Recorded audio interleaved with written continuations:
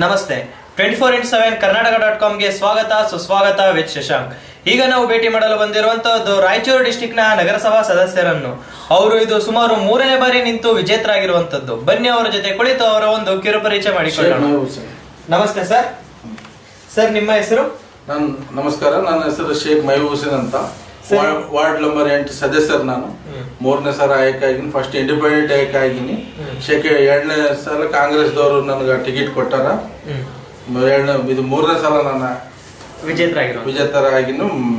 ಮಂದಿ ಆಶೀರ್ವಾದ, ಆ ದೇವರ ಪರಮಾತ್ಮ ಆಶೀರ್ವಾದ, ಬಸವಣ್ಣವರ ಆಶೀರ್ವಾದ ನಾನು ಬಂದಂತ. ಸರ್ ಹೇಗೆ ಅನ್ನಿಸ್ತಾ ಇದೆ ಸರ್ ಈ ಒಂದು ರಾಜಕೀಯ ಜೀವನ?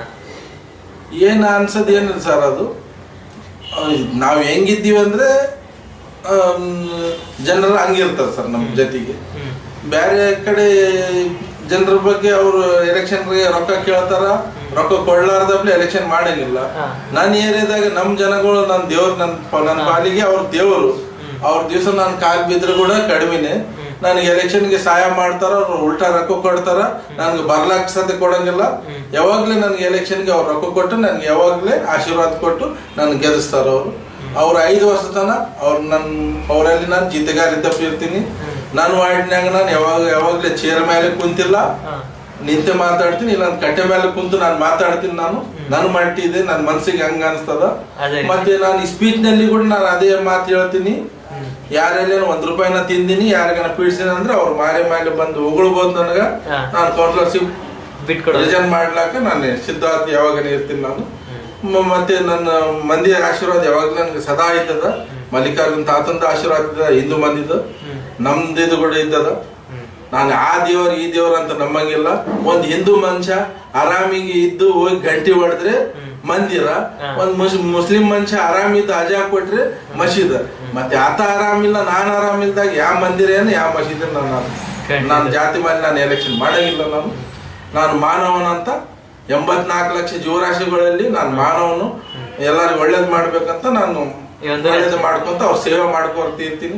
ಅವ್ರು ಯಾವಾಗ ತನತ್ತ ಆದ್ರೆ ಇಡ್ಬೋದು, ಇಲ್ಲಾಂದ್ರೆ ನನ್ಗೆ ಇವತ್ತೇ ಬೇಡ ಅಂದ್ರೆ ನಾನು ಕೊಡ್ಲಕ್ ಸಿದ್ಧ ಆಗಿದ್ದೀನಿ. ಸರ್ ಈ ಬಾರಿ ವಿಜೇತರಾದಂತ ಸಂದರ್ಭದಲ್ಲಿ ಅಂದಾಜು ಎಷ್ಟು ಮತಗಳ ಅಂತರದಲ್ಲಿ ವಿಜೇತರಾದ್ರಿ ಸರ್? ಈಗ ಇದೇ ಟೈಮ್ ನಾನು ಯಾವಾಗ್ಲೇ 1000 ಮೇಲೇನೆ ಮತಗಳು ತಗೊಂತಿದ್ದೆ ನಾನು.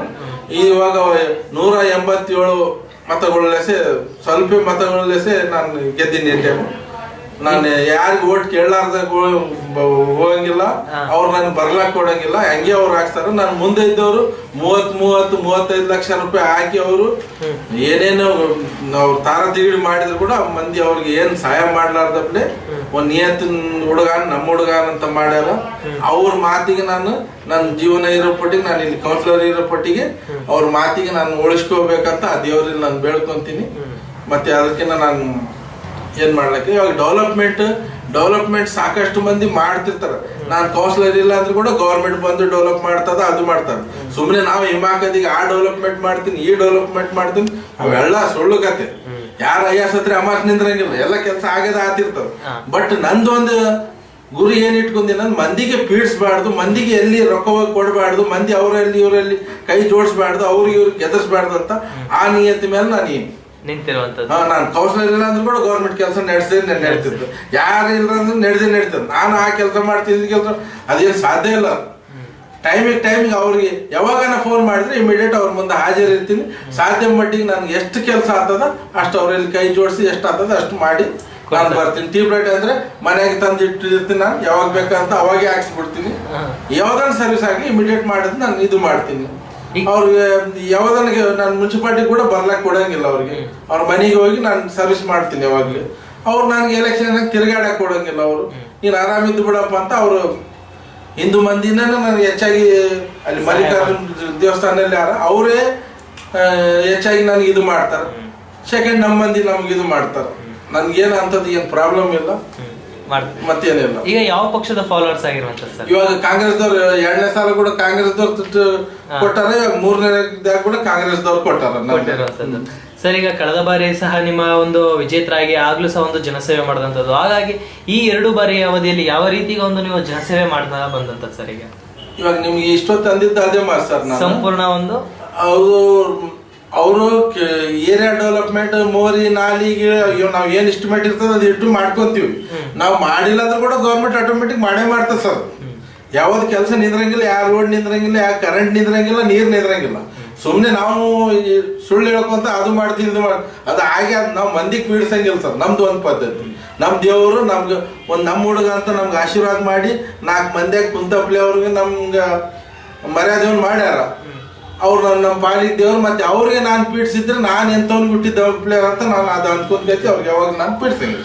ಬಟ್ ಈ ಅವಧಿ ಸರ್ ಈಗ ತಾನೇ ಶುರುವಾಗಿದೆ. ಈ ಒಂದು ಅವಧಿ ಈಗ ಇನ್ನೂ 5 ವರ್ಷ ಕಾಲ ಅವಧಿ ಇರುವಂತ. ಹೌದು ಸರ್. ಈ ಒಂದು ಅವಧಿಯಲ್ಲಿ ಯಾವ ರೀತಿ ಈಗ ಒಂದು ಜನಸೇವೆಯನ್ನ ನೀವು ಮಾಡ್ಬೇಕು ಈ ಬಾರಿ ಅಂತ ಅನ್ಕೊಂಡಿರೋಂತ? ನೀವು ನಮ್ಮ ಈ ವಾರ್ಡ್ನ್ಯಾಗ ಹೋಗಿ ತಿರುಗಾಡಿಬೋದು ಸರ್. ಎಲ್ಲಿ ಏನ್ ಪ್ರಾಬ್ಲಮ್ ಇಲ್ಲ, ಯಾವ ರೋಡ್ ಉಳಿದಿಲ್ಲ, ಯಾವ ಬೋರಿ ಉಳಿದಿಲ್ಲ. ಮೊನ್ನೆ ಇಲ್ಲಿ 12 ಲಕ್ಷದಿತ್ತು, ಅದು ಕೂಡ ಮಾಡ್ಸಿವಿ ಸರ್. ಎಲ್ಲ ಕಡೆ ಏನೇನು ಇದಿರ್ತೋ ಅದು ಮಾಡ್ಸಿವಿ ಸರ್. ಯಾರಿಗೆ ಹಿಂಗ್ ಕಂಪ್ಲೇಂಟ್ ಬರ್ಲಾರ್ದಪ್ಲೆ ನೋಡ್ಕೊಂತ ಹೋಗ್ತೀವಿ ನಾವು. ಪೂರ್ತಿ ಅಷ್ಟೊಂದು ಕೂಡ ಆಗಿಲ್ಲ. ನಾವೇನ್ ದೇವರಲ್ಲ, ಎಲ್ಲರಿಗೆ 100ಕ್ಕೆ 100 ಮಂದಿಗೆ ನಾವು ಕರೆಕ್ಟ್ ಇಡ್ಲಾಕ ನಾವು ದೇವರಲ್ಲ. ಆದ ಮಟ್ಟಿಗೆ ನಾವು ಇಡ್ತೀವಿ ಸರ್. ಸರ್ ಈಗ ಇಷ್ಟು ಒಂದು ತಿಳುವಳಿಕೆ ಎತ್ಕೊಂಡು ಒಂದು ಜನಸೇವೆ ಮಾಡ್ತಾ ಬಂದಿರುವಂತದ್ದು, ಹಾಗಾಗಿ ನೀವು ಒಂದು ಸಾಧಾರಣ ವ್ಯಕ್ತಿಯಾಗಿ ಇಟ್ಕೊಂಡು ಒಂದು ರಾಜಕೀಯ ಜೀವನಕ್ಕೆ ಪ್ರವೇಶ ನೀಡುವಂತದ್ದ, ಅಥವಾ ನಿಮ್ಮ ಹಿರಿಕರಾದಂತ ತಂದೆ ತಾಯಿ ಸಹೋದರರಾದ್ರೆ ಒಂದು ರಾಜಕೀಯ ಜೀವನದಲ್ಲಿ ಇದ್ರ ಸರ್? ಇಲ್ಲ, ಯಾರು ಇದ್ದಿಲ್ಲ ಸರ್. ನಮ್ಮ ಮನ್ಯಾಗ ಯಾರು ನಮ್ಮ ಫಾದರ್ ಅವ್ರು ಗೌರ್ಮೆಂಟ್ ಸರ್ವೆಂಟ್ ಇದ್ರು ಸರ್. ಅವ್ರು ತೀರ್ಕೊಂಡು ಹೋಗಿ 12 ವರ್ಷ ಆಯ್ತು ಸರ್. ನಮ್ಮ ತಾಯಿಯವ್ರು ಕೂಡ ತೀರ್ಕೊಂಡ್ರು ಸರ್. ಅಲ್ಲಿ ನಮ್ಮ ಏರಿಯಾದಾಗ ನಮ್ ದೊಡ್ಡವರೇ ನಮ್ಮ ತಂದೆ ತಾಯಿ ಅಂತ, ನಮ್ಮ ತಂಗಿಯವ್ರಂತ ನಾವು ನಡೆದಿವಿ ಸರ್. ಸರ್ ಏನ್ ಅನ್ಕೊಂಡು ಈಗ ಈ ಒಂದು ರಾಜಕೀಯ ಜೀವನಕ್ಕೆ ಪ್ರವೇಶ ನೀಡುವಂತದ್ದು ಸರ್? ಈಗ ಏನ್ ಅನ್ಕೊಳ್ಳೋದೇನು ಸರ್, ಇವಾಗ ಮುಂದೆ ಬೆಳಿಬೇಕಂದ್ರೆ ನಮ್ಮ ರಾಜಕೀಯದಲ್ಲಿ ನಮ್ ದೊಡ್ಡ ದೊಡ್ಡ ಲೀಡರ್ ಅಲ್ಲಿ ಅವರಲ್ಲಿ ಫಾಲೋಅಪ್ ನಲ್ಲಿ ಇರ್ಬೇಕು. ಅವ್ರು ಎದ್ದೊಳಂದ್ರೆ ಎದ್ದೊಳ್ಬೇಕು, ಕುಂದ್ರಬೇಕು. ಅವ್ರು ಏನ್ ಹೇಳ್ತಾರ ಅಷ್ಟೇ ಕೇಳ್ಬೇಕು. ಅಂತವ್ರಿಗೆ ಅವ್ರು ಮುಂದೆ ಬೆಳೆಯಕ್ ಕೊಡ್ತಾರ. ಕರೆಕ್ಟ್ ಸೀದಾ ಮಾತಾಡೋನು ಯಾವ ಲೀಡರ್ ಅವನಿಗೆ ಬೆಳೆಯಕ್ಕೆ ಕೊಡಬೇಕು. ಅಲ್ಲಿ ಯಾವ್ದಾರ ಕಾಂಗ್ರೆಸ್ನಾಗ ಆಗ್ಲಿ ಬಿಜೆಪಿಯಾಗ ಆಗ್ಲಿ ಬೆಳಿಬೇಕಂದ್ರೆ ಅವನು ಬ್ರೋಕರಿ ಮಾಡಬೇಕು, ಚಮಚಾಗಿರಿ ಮಾಡ್ಬೇಕು, ಅವ್ರ ಮನೆ ಕೆಲಸ ಕೇಳಬೇಕು. ಅವೆಲ್ಲ ಕೇಳಿದ್ಮೇಲೆ ಅವನು ಒಂದು ಸ್ಥಾನ ಸಿಗ್ತದ. ನಿಯತ್ ಮೇಲೆ ಯಾವಾಗ ಅಲ್ಲಿ ಸಿಗಂಗಿಲ್ಲ. ನಾವು ಇಷ್ಟಾಗಿ ಸರಿ ಹೋಗಿ ದೇವ್ರ ನಮ್ಗೆ ಮರ್ಯಾದೆನೇ ಸಿಡ್ಲಿ. ಆ ಮರ್ಯಾದೆ ಹೋಗೋದು ಪ್ರಶ್ನೆ ಬಂದಾಗ ಆ ರಾಜಕೀಯ ಜೀವನಕ್ಕೆ ನಾನು ರಾಜೀನಾಮೆ ಕೊಟ್ಟು ರಿಕ್ಷಾ ನಡೆಸ್ಕೊಂತ ನಾನು ಬದುಕ್ತೀನಿ. ನಾನು ಇಂಥ ಲೋಫರ್, ಇಂಥ ಚಮಚಾಗಿರಿ ಕೆಲಸ, ಇನ್ನೊಬ್ಬರಲ್ಲಿ ನಾವು ಬೆಂಡಾಗಿ ಅವರಲ್ಲಿ ಬ್ರೋಕರಿ, ಹೆಣ್ಮಕ್ಳು ಸಪ್ಲೈ ಮಾಡೋ ಮಕ್ಕಳ ಜೊತೆಗೆ ನಾವು ಹೋಗಂಗಿಲ್ಲ ಅಂತ ನೀಚ ಕೆಲಸಕ್ಕೆ ನಮ್ಗೆ ಬೇಕೇ ಇಲ್ಲ ಸರ್. ಇದುವರೆಗೆ ದೇವ್ರು ನಮ್ಗೆ ಆರೋಗ್ಯ ಇಟ್ಟನ, ನಮ್ಗೆ ಯಾವ ಬಿಮಾರಿ ಇಲ್ಲ, ಏನಿಲ್ಲ. ನನ್ನ ಮಕ್ಕಳು ಆರಾಮಿದ್ದಾರೆ, ನಾನು ಆರಾಮಿದ್ದೀನಿ. ನಮ್ಗೆ ರಾತ್ರಿ ಸಿಕ್ಕಿ ತಿಂದ್ರೆ ಕೂಡ ನಿದ್ದೆ ಬರ್ತದ, ತಿನ್ನಲಾರ್ದು ಕೂಡ ನಮ್ಗೆ ನಿದ್ದೆ ಬರ್ತದೆ ಸರ್. ನಮ್ಗೆ ಯಾವ ಆ ತರ ಪ್ರಾಬ್ಲಮ್ ಇಲ್ಲ. ಇದುವರೆಗೆ ನಾನು 3 ಸಲ ಗೆದ್ರೆ ಕೂಡ ನಾನು ದೇವ್ರ ದಯಾಲೇಸ, ಮಂದಿರ ಆಶೀರ್ವಾದ ಬಾಡಿಗೆ ಮನೆಗೆ ಸರ್. ನಾನು ಬಾಡಿಗೆ ಕಟ್ಕೊಂತ ಅಷ್ಟೇ. ಮತ್ತೆ ನಮ್ದು ಏನಿಲ್ಲ ಸರ್. ನನ್ನ ಮಕ್ಕಳಿಗೊಂದು ಓದ್ಸಾಕತ್ತೀನಿ.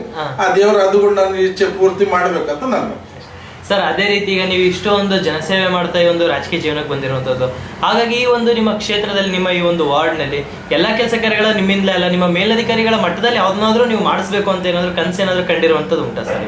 ಇವಾಗ ಒಂದು ಹಾಸ್ಪಿಟಲ್ ಕಟ್ಸ್ಬೇಕಂತ ಮಾಡಿದ್ದೆ, ಜಾಗ ಸಿಕ್ಕಿಲ್ಲ ಸರ್. ಇಲ್ಲಿ ನಂದು ಏರಿಯಾ ಹೆಂಗಾದಂದ್ರೆ ಸೆಂಟ್ರಲ್ ಸಿಟಿಯಾಗ ಸರ್. ಎಲ್ಲಿ ಜಾಗ ನಮ್ಗೆ ಸಿಗೋದು, ಒಂದು 50/60 ಜಾಗ ಸಿಗೋದು ನಮ್ಮ ವಾರ್ಡ್ನ್ಯಾಗ. ಒಂದು ಟ್ಯಾಂಕ್ 2 ಟ್ಯಾಂಕ್ ಹಾಕ್ಸ್ಬೇಕಂದ್ರೆ ಕೂಡ ಅದು ಕೂಡ ಸಿಕ್ಕಿಲ್ಲ ಸರ್. ಒಂದು ದೇವಸ್ಥಾನದ ಜಾಗ ಅದ, ಅವ್ರು ಕೊಡ್ಲಿಲ್ಲ, ಅವ್ರವ್ರಿಗೆ ಕಿರಿಕಿರಿ ನಡೆದ ಸರ್. ಅದಕ್ಕೆ ನಮ್ಮ ಪುರಾಣ ದವಾಖಾನೆಲ್ಲ ನಾವು ಸ್ಯಾಂಕ್ಷನ್ ಮಾಡಿಸಿ ಸರ್. ಓಟ್ ಟೈಮ್ ವಾಟರ್ ಟ್ಯಾಂಕ್ ಹಾಕ್ಸ್ಬೇಕಂತ ಅಲ್ಲಿ ಒಂದು ಟ್ಯಾಂಕ್ ಆಗ್ಲಾಕತ್ತ ಸರ್. ಈ ಒಂದು ಹಾಸ್ಪಿಟಲ್ಗೆ ಇನ್ನೊಂದು ಯಾವ ಬೇರೆ ಕಡೆ ಎಲ್ಲ ನೋಡ್ಲಾಕತ್ತೀವಿ, ಜಾಗ ನೋಡಿ ಅಲ್ಲಿ ಮಾಡ್ಬೇಕಂತ ಇದು ಮಾಡಿವಿ ಸರ್. ಅದು ಜಾಗದ ನಮ್ ಪ್ರಾಬ್ಲಮ್ ಬಂದದ ಸರ್. ನಾವು ಸರಿ, ಒಂದು ರಾಜಕೀಯ ಜೀವನಕ್ಕೆ ಬರೋದಕ್ಕೆ ನಿಮ್ಗೆ ಗುರುಗಳು ಅಂತ ಯಾರ ಇದಾರೆ ಸರ್? ಈಗ ನಮ್ಮ ಏರಿಯಾ ಮಂದಿನೇ ನಮ್ ಗುರುಗಳು ಸರ್. ಮತ್ತೆ ಸರ್ ಈ ಎಲ್ಲಾ ಒಂದು ಏರಿಯಾ ಒಂದು ಒಳ್ಳೆ ಪಂಚ ಆಗಿ ಒಳ್ಳೆ ಮಂದಿಗೆ ಸೇವಾ ಮಾಡಪ್ಪ ಅಂತ ಇಲ್ಲಿ ಕಳಿಸಿದ್ರು. ಇಲ್ಲಿ ಬಂದು ನೋಡಿದ್ರೆ ಎಲ್ಲ ಪೂರ್ತಿ ಅದಕ್ಕಿಂತ ಕೆಟ್ಟಿದ್ದಾದ. ಅವು ಡಕ್ಯಾಟಿ ಕಳ್ಳರನ ಗುಣ ನಾವು ರಾಜಕೀಯ ನಮ್ಮ ಮಂದಿ ನಮ್ ಬೇಡ, ಅದಕ್ಕಿಂತ ದೊಡ್ಡ ಕಳ್ಳರಿವಿ ನಾವು ಅಂದಪ್ಲೆ ಆಗ್ಲಕತ್ತ ಸರ್. ನಮ್ಗೆ ಸರ್ ಈ ಒಂದು ನಿಮ್ಮ ಏನು ಮಂದಿ ಇದಾರೆ ಅವರೇ ಓಟ್ ಹಾಕಿ ನಿಮ್ಮನ್ನು ಗೆಲ್ಸಿದ್ದಾರೆ. ಅದರಲ್ಲಿ ಈಗ ನಿಮ್ಗೆ ತುಂಬಾ ಒಂದು ಬೆನ್ನೆಲುಬಾಗಿ ನಿಂತಂತ ಹಿರಿಯ ನಾಗರಿಕರಾಗಿರ್ಬೋದು, ಎಲ್ಲರಿಗೂ ಏನ್ ಹೇಳಕ್ ಇಷ್ಟಪಡ್ತೀರಾ ಸರ್ ನಮ್ಮ ಈ ಒಂದು 24/7 ಕರ್ನಾಟಕ.com ಮೂಲಕ? ನಾನು ಮೊದ್ಲು ಹೇಳಿದ್ನಲ್ಲ ಸರ್, ಅವ್ರ ಸೇವೆ ಮಾಡ್ಲಕ್ ನಾನು ಅರ್ಧ ರಾತ್ರಿ ಸಿದ್ಧ ಆಗಿನಿ. ನಾನು ರಕ್ತ ಬೇಕಿದ್ರೆ ಕೂಡ ರಕ್ತ ನಾನು 6 ತಿಂಗಳಕ್ಕೆ 2 ತಿಂಗಳಕ್ಕೆ ಕೊಡ್ಕೊಂತ ಇರ್ತೀನಿ ಸರ್. ನೆಗೆಟಿವ್ ನನ್ನ ರಕ್ತದಾನ ದೊಡ್ಡ ದಾನ ಅಂತಾರ. ನಾವು ಒಳ್ಳೇದು ಮಾಡ್ಲಕತ್ತೀವಿ. ದೇವ್ರು ನಮ್ ಕರಳಿದ್ದಪ್ಲೆ ನಾನು ನಕ್ತನ್ನ ಕಂಡು ನಾನು ಹತ್ರ ಆಗ್ತದ.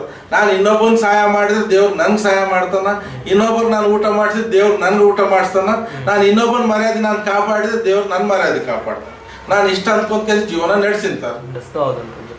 ಸರ್ ಈಗ ಒಂದು ಆ ಜನತೆಯ ಒಂದು ಅಮೂಲ್ಯವಾದ ಮತವನ್ನು ತಮಗೆ ನೀಡಿ ಜಯಶ್ರೀಗೊಳಿಸಿದ್ದಾರೆ. ಹೌದು ಸರ್. ಹಾಗಾಗಿ ಆ ಎಲ್ಲಾ ಒಂದು ಜನತೆಗೂ ಏನೋ ಒಂದು ಕೊನೆಯದಾಗಿ ಒಂದು ಸಿಹಿ ಮಾತುಗಳನ್ನ ನೀವು ಹೇಳಕ್ಕೆ ಇಷ್ಟಪಡ್ತೀರಾ ಸರ್? ಹೌದು ಸರ್. ಆ ಜನತೆ ಪೂರ್ತಿ ನಿಮ್ಗೆ ಒಂದು ಕಷ್ಟ ನೋವುಗಳಾಗಿರ್ಬೋದು, ಅವರ ಒಂದು ಪ್ರತಿದಿನ ಪ್ರತಿ ಕ್ಷಣ ನೀವು ಆ ಜನತೆ ಸೇವೆ ಮಾಡ್ತಾ ಬಂದಂತದ್ದು. ಹಾಗಾಗಿ ಆ ಜನತೆಗೆ ಎಲ್ಲರಿಗೂ ಈ ಮೂಲಕ ಏನ್ ಹೇಳಕ್ ಇಷ್ಟಪಡ್ತೇನೆ? ಇವಾಗ ನಾನು ಆಲ್ರೆಡಿ 9 ಟ್ಯಾಂಕ್ಗಳು ಕುಂದಿಸ್ಬಿಟ್ಟಿನಿ ಸರ್, ಬೋರ್ವೆಲ್ ಹಾಕ್ಸಿ ನಾನು ವಾರ್ಡ್ನ್ಯಾಗ. ಅವ್ರು ನಳ ಬರ್ಲಿ ಬರ್ಬೇಡ್ಲಿ ಅವ್ರ ಮನೆ ಮುಂದೆ ಟ್ಯಾಂಕ್ಗಳು ಅವ ಸರ್, ಬಿಚ್ಕೊಂಡ್ ಕೇಸಿ ನೀರ್ ತುಂಬ್ಕೊಂತಾರ ಅವ್ರು. ಇನ್ನು ಸ್ವಲ್ಪ ಸನಿ ಹೋಯ್ತು ಮನೆ ಎಲ್ಲ ಪೈಪ್ಗಳು ಹಚ್ಕೊಂತಾರ ಮನೆಗೆ. ಅವ್ರು 3 ದಿವಸ ನೀರು ಬಂದ್ರೆ ಕೂಡ ಕೇಳಕ್ ಹೋಗಿಲ್ಲ. 80-100 ಮನೆ ನೆಡುವ ಒಂದು ಟ್ಯಾಂಕ್ ಕುಂದಿಸ್ಬಿಟ್ಟಿದೆ ಸರ್. ತಾವು ನೋಡ್ಕೋಬಹುದು, ಇದು ಮಾಡ್ಕೋಬಹುದು ಸರ್. ನಾನು ವಾರ್ಡ್ನ್ಯಾಗ 9 ಟ್ಯಾಂಕ್ಗಳು ಬೋರಿಂಗ್ ಬಟ್ ರೌಂಡಿಂಗ್ ನಳಗಳು ಕೊಡ್ತೀನಿ ಸರ್. ಫಸ್ಟ್ ರಾಯಚೂರಾಗ ಮಾಡಿದ್ದು ನಾನೇ ಸರ್. ಅದು ನನ್ನ ಕಾಪಿ ರಾಯಚೂರಾಗ ಸಾಕಷ್ಟು ಮಂದಿ ಮಾಡ್ಯಾರ. ನನ್ಗೆ ತುಂಬಾ ಸಂತೋಷ ಆಯ್ತು ಸರ್. ಮಂದಿಗೆ ಅನುಕೂಲ ಆಗ್ಲಾಕತ್ತದಲ್ಲ, ಇದು ನೋಡೋಣ ಕಾಪಿ ಮಾಡ್ಲಾಕತ್ತಾರ ಅಂತ ನಾನು ಖುಷಿ ಆದೆ ಸರ್. ನಾವು ಸರ್ ಇಷ್ಟು ಒಂದು ಜನಸೇವೆ ಮಾಡ್ತಾ ಇದ್ದೀರಾ. ನಿಮ್ಮ ಅವಧಿ ಇನ್ನೂ ಸಹ ಈಗ ಈ ಒಂದು 5 ವರ್ಷ ಕಾಲ ಅವಧಿ ಇದೆ. ಇದೇ ರೀತಿ ಇನ್ನು ಮುಂದೆ ಕೆಲಸ ಕಾರ್ಯಗಳನ್ನ ಮಾಡ್ತಾ ಹೋಗಿ ನಿಮ್ಮ ಎಲ್ಲಾ ಕೆಲಸ ಕಾರ್ಯಗಳ ಯಶಸ್ಸಾಗಲಿ ಅಂತ ಹೇಳ್ತಾ ನಮ್ಮ ಮಾತನ್ನು ಮುಗಿಸ್ತೇನೆ. ಧನ್ಯವಾದಗಳು. Thank you.